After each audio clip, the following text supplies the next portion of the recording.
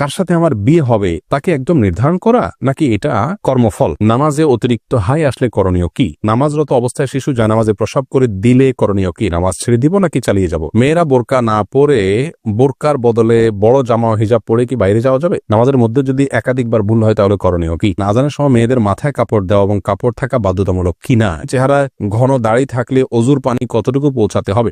নেককার বিবি পাওয়ার জন্য করণীয় কি জানাবেন? কাউকে জীবনসঙ্গী পাওয়ার জন্য দোয়া করা যাবে কি না?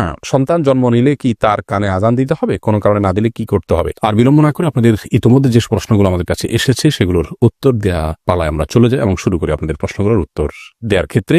মেহরিন সুমি আপনি জানতে চেয়েছেন নামাজে অতিরিক্ত হাই আসলে করণীয় কি? হাই আসলে হাত দিয়ে সেটাকে বাধা দিবেন, বাস এটুকু, এর বাইরে আর বিশেষ কোনো করণীয় নেই। সেটা নামাজের বাইরে সর্বাবস্থায়। হাবিবা ফারহানা জানতে চেয়েছেন নামাজরত অবস্থায় শিশু জানামাজে প্রসাব করে দিলে করণীয় কি? নামাজ ছেড়ে দিব নাকি চালিয়ে যাব? যদি জানামাজে পেশাব করে দেয় তাহলে ডানে বামে আগে পিছে সরে যাবেন। জানামাজের উপর নামাজ পড়া তো আবশ্যক না, ফ্লোরে পড়বেন। ফ্লোরে নাপাক লেগে আছে যদি দেখা না যায় তাহলে যে কোনো ফ্লোরে আপনি নামাজ পড়তে পারেন, কোনো অসুবিধা নেই। জানামাজে বাচ্চা পেশাব করে দিলে আস্তে করে নিজেকে সরিয়ে নিয়ে একটু দুই হাত এক হাত পেছনে ডানে বামে সরিয়ে আপনি নামাজ কমপ্লিট করতে পারেন, কোনো অসুবিধা নেই। লিমা আক্তার জানতে চেয়েছেন মহিলারা মাথার নিচের দিকে চুল খোপা করতে পারবে কিনা? পারবে, কোনো অসুবিধা নেই। নূরজাহান নূর আপনি জানতে চেয়েছেন মেয়েরা বোরকা না পরে বোরকার বদলে বড় জামা হিজাব পরে কি বাইরে যাওয়া যাবে? যেতে পারে, কোনো অসুবিধা নেই। বোরকাই পড়তে হবে এমন কোনো কথা নেই। তার শরীরের সৌন্দর্যকে ঢাকতে হবে, অলংকার ইত্যাদিকে ঢাকতে হবে একটা কাপড় দিয়ে, তবে সে কাপড়টাও যাতে আবার দৃষ্টি আকর্ষণকারী না হয় সেদিকটা খেয়াল করতে হবে। যে কোনো একটা কাপড় দিয়ে নিজের সৌন্দর্য ঢাকলেই চলবে, বোরকাই হতে এমন কোনো কথা নাই।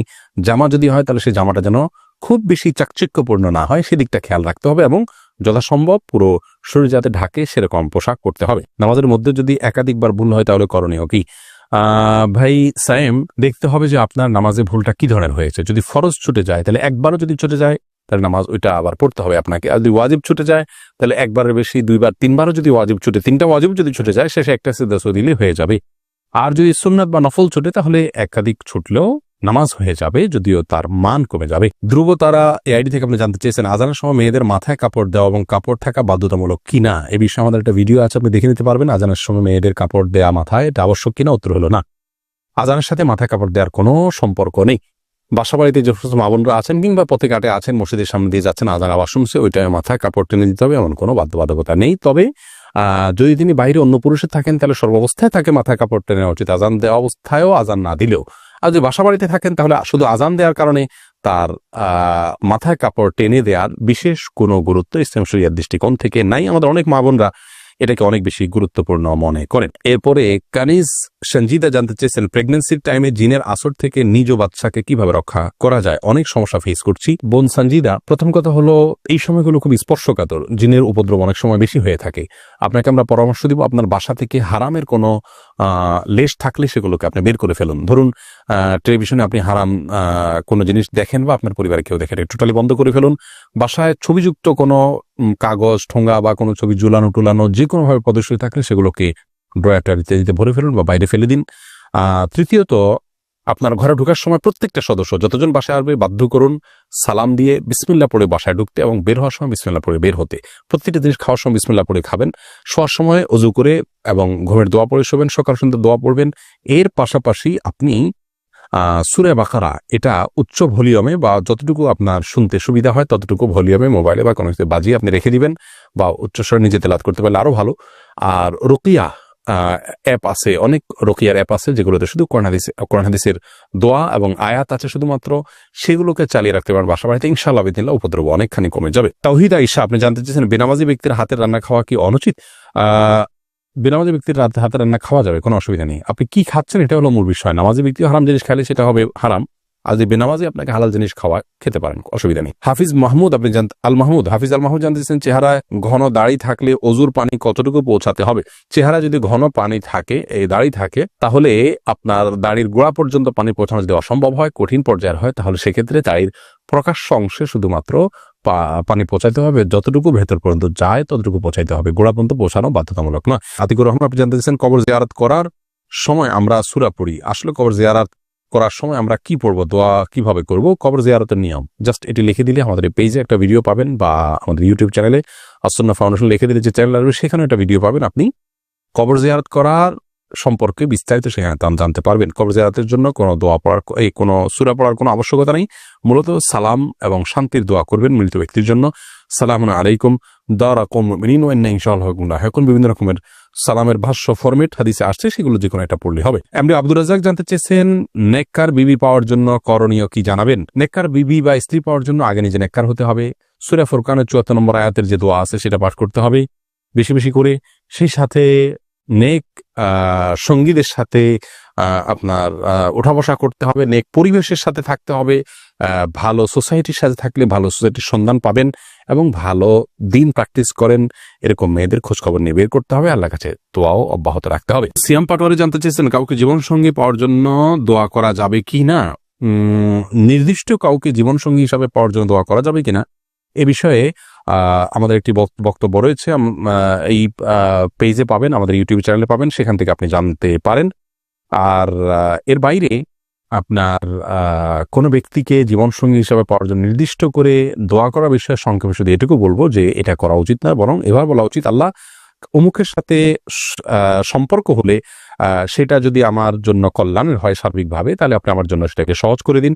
আর যদি আমার জন্য অকল্যাণ হয় তাহলে আমার থেকে দূরে সরিয়ে দিন। এক কথায় কল্যাণকর হলে যেন আল্লাহ আপনাকে পাইয়ে দেন সেই দোয়াটা আপনি করবেন, বাকি সর্বাবস্থায় তার জন্য আপনি দোয়া করবেন। এরকমটি উচিত নয় যে আল্লাহ সে ভালো হোক আর মন্দ হোক আমি তাকে জীবন সঙ্গিনী হিসাবে চাই, এরকম অন্ধের মতো দোয়া করা উচিত নয়। কারণ আপনি যেটাকে ভালো মনে করছেন সেটা ভালো নাও হতে পারে, সেই জায়গা থেকে সাবধান থাকা উচিত। রাশেদুল ইসলাম জানতে চেয়েছেন সন্তান জন্ম নিলে কি তার কানে আজান দিতে হবে, কোনো কারণে না দিলে কি করতে হবে। প্রথমত সন্তান জন্মের পর তার কানে আজান দেওয়ার বিষয়টি অনেকগুলো হাদিসে বর্ণিত হয়েছে। হাদিসগুলো সনদগুলো সবগুলাই মোটামুটি দয়ী পর্যায়ের। এজন্য সৌদি আরবের সাবেক গ্র্যান্ড মুফতি শেখ আব্দুল বিন আব্দুল্লাহ বিন বাজ রাহিমাহুল্লাহ তিনি বলেছেন যে এ বিষয়ে আমল করা যেতে পারে, যেহেতু অনেকগুলো হাদিস আছে এবং মুস্তাহাব পর্যায়ের জিনিস করা যেতে পারে। কিন্তু কোনো কারণে যদি কেউ না করে থাকেন ছুটে যায় কোনো অসুবিধা নেই, এটার জন্য কোনো প্রায়শ্চিত্ত করতে হবে না। এরপরে সঞ্জিতা আক্তার আপনি জানতে চেয়েছেন কেউ চাপে পড়ে তালাক দিলে তালাক হবে কিনা। তালাক বিবাহ এগুলো এমন যে চাপে পড়ে করলেও হয়ে যাবে, এজন্য এগুলো না, যদি কেউ তালাক দিতে না চান তাহলে তাকে তার জায়গা থেকে অটল থাকতে হবে। যদি কেউ জবরদস্তি করে আপনার থেকে তালাক নেয়, কারো কাছ থেকে তালাক নেয়, তাহলে কিন্তু তালাক পতিত হয়ে যাবে। রাউফি ইসলাম জানতে চেয়েছেন পর্দার ক্ষেত্রে চোখ বের করে রাখা যাবে কিনা, তাতে পর্দার খেলা পাবে কিনা।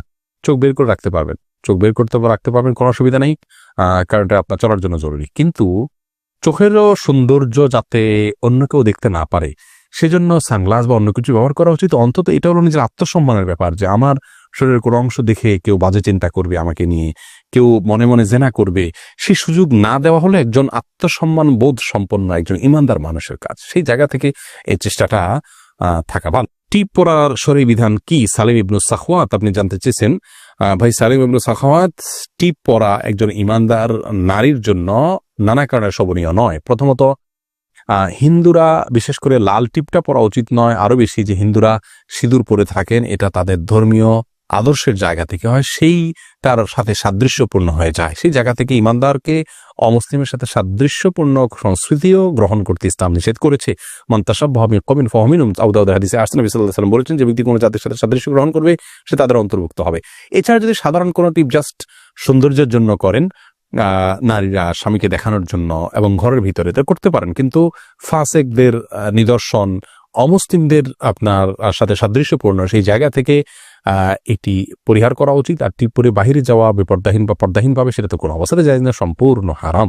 অতএব সে বিষয়ে আমাদের সাবধান থাকতে হবে। এমডি আনোয়ার খান আপনি জানতে চেয়েছেন কার সাথে আমার বিয়ে হবে তাকে একদম নির্ধারণ করা নাকি এটা কর্মফল। ভাই আনোয়ার, এটা নির্ধারণ করা আল্লাহ রাব্বুল আলামিন নির্ধারণ করে দিয়েছেন কার সাথে কার বিয়ে হবে। নবী করিম সাল্লাল্লাহু আলাইহি ওয়াসাল্লাম একটি হাদিস থেকে সুস্পষ্টভাবে বিষয়ে আমরা নির্দেশনা পাই।